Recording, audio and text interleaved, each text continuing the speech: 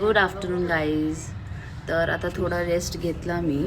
आता मला मंदिर क्लीन करायचं आहे बिकॉज 13 तारखेला भोगी आहे आणि 14 तारखेला संक्रांत आहे.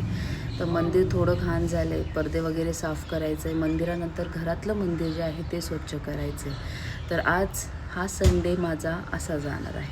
I will keep your posted. Thank you. Finally मंदिर एकदम क्लीन झालं आहे. जास्त नाही, अर्धा तास लागला मला क्लीन करायला. दाखवते.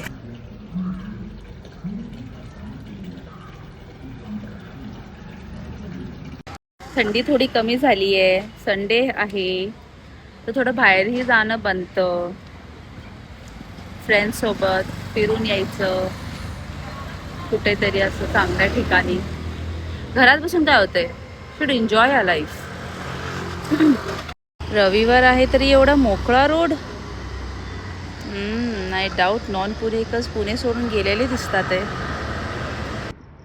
काय पाहिजे तुमच्या लोकांना? कॅशला बघताय तुम्ही?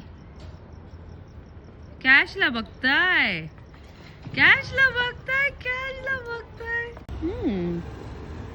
I can see changes in me.